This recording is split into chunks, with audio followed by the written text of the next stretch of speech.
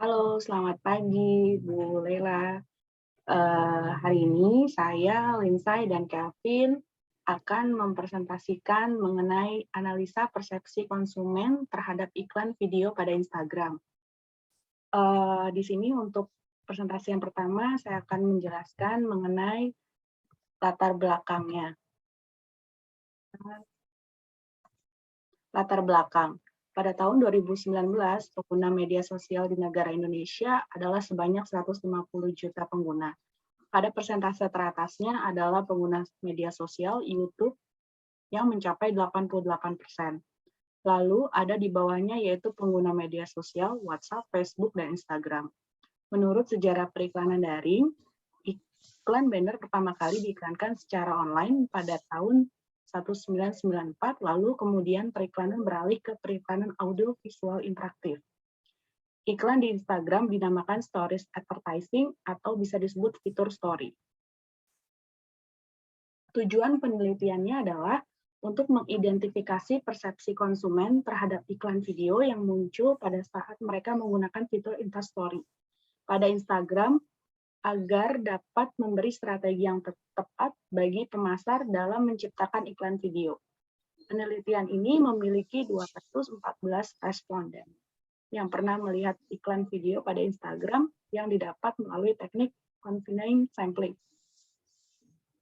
Selanjutnya, ada beberapa teori. Pertama, iklan video. Iklan video merupakan sebuah format iklan yang hadir pada saat konsumen melihat sebuah video. Pada Instagram, iklan video tersebut dinamakan dengan stories. Advertising yang muncul ketika sebelum dan sesudah konsumen memutar video pada fitur story. Adapun iklan video terdiri dari hiburan, informatif, kredibilitas, dan personalisasi. Kedua, pengetahuan merek. Pengetahuan terhadap merek dideskripsikan sebagai kemampuan konsumen potensial dalam menyadari kehadiran dari suatu merek dan kemampuan konsumen untuk mengingat merek tersebut di berbagai macam situasi atau bahwa merek tersebut merupakan bagian dari suatu kategori produk. Ketiga, sikap terhadap iklan.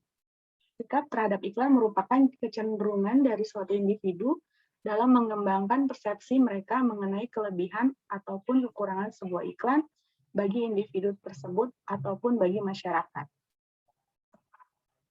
Keempat, ketertarikan terhadap iklan atau flow experience. Flow experience merupakan suatu kondisi ketika konsumen berkonsentrasi terhadap pesan dalam iklan untuk memperoleh informasi dari produk, sehingga konsumen akan mencerna pesan dalam iklan dengan fokus dan mengabaikan hal-hal lain yang tidak berkaitan dengan iklan.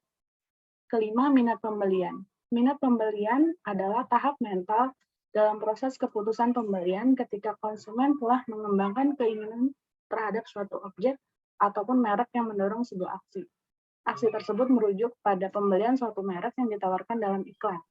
Sedangkan minat pembelian adalah kombinasi dari ketertarikan konsumen terhadap suatu merek atau produk yang kemungkinan konsumen untuk membeli produk tersebut.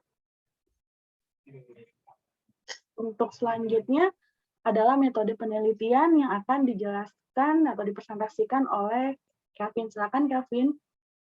Oke, saya lanjutkan. Metode penelitian. Yang pertama yaitu desain penelitian. Dari metode ini digunakan metode kuantitatif untuk mengukur sejauh mana persetujuan konsumen terhadap pernyataan yang telah diajukan. Lalu fungsi utama dari desain penelitian yaitu menggunakan desain deskriptif sebagai mendeskripsikan sesuatu hal. Yang kedua adalah sampel dan sampling. Dalam Instagram digunakan sampel usia dari minimal 18 tahun karena sudah diterapkan dalam Undang-Undang Nomor 23 Tahun 2002 Pasal 1 tentang Perlindungan Anak yang menjelaskan bahwa anak yang sudah berusia 18 tahun sudah dikategorikan dewasa. Lalu ada juga sampel yang digunakan, usia maksimal 34 tahun. Dalam penelitian ini, teknik sampling yang digunakan adalah teknik convenience sampling yang termasuk ke dalam non-probability sampling. Convenience sampling yang juga dikenal sebagai accidental sampling merupakan teknik pengambilan sampel yang mudah dijangkau. Selanjutnya, Metode penelitian yang ketiga yaitu instrumen pengumpulan data. Dari data ini digunakan data primer yang didapat dari survei diberikan kepada responden untuk mengisi kuesioner dari pertanyaan dan mencatat jawabannya secara mandiri, yang biasa disebut teknik self-administered survei, yaitu teknik yang memungkinkan responden untuk membaca pertanyaan yang terdapat pada kuesioner dan mencatat jawabannya secara mandiri. Lalu yang terakhir adalah pengolahan data. Teknik pengolahan data menggunakan analisis deskriptif. Teknik ini digunakan sebagai mendeskripsikan setiap persepsi konsumen dari pernyataan yang telah diberikan. Dari analisis deskriptif ini digunakan untuk mengukur rata-rata jawaban yang sudah ada dari konsumen lalu menghitung standar deviasi. Selanjutnya, kemudian ada hasil penelitian persepsi iklan video terhadap konsumen. Yang pertama itu ada analisis validitas dan kredibilitas. Dari seluruh variabel di atas menunjukkan penelitian yang valid dan dinyatakan reliable karena mempunyai nilai Cronbach, alpha, dan composite reliability di atas 0,5. Yang kedua, analisis deskriptif. Dari data variabel di atas menunjukkan bahwa iklan video mempunyai nilai rata-rata sedang dengan nilai standar deviasi yang lebih tinggi dari 0,00. Selanjutnya, kemudian ada yang terakhir, analisis demografi responden. Dari data di samping menjelaskan bahwa responden terbanyak adalah perempuan dengan presentasi 69,63% atau sebanyak 149 orang, yang didominasi oleh orang yang berusia 18-21 tahun, dengan jumlah 48,13% atau sebanyak 103 orang. Lalu dengan jumlah yang terkecil dengan presentasi 2,80% atau sebanyak 6 orang, dengan usia dari 26-29 dan 30-34 tahun. Selanjutnya, kesimpulan yang didapat adalah indikasi persepsi konsumen yang menganggap iklan video fitur story dari Instagram dapat menghibur, informatif, dan dapat dipercaya. Dari hasil analisis deskriptif mendapatkan variabel iklan video dengan nilai rata-rata 3.506 dengan standar deviasi 634. Pada variabel pengetahuan merek yang mempunyai nilai rata-rata 3.928 dengan standar deviasi 628, yang menunjukkan bahwa iklan video menghadirkan pengetahuan merek dari pikiran konsumen. Selanjutnya,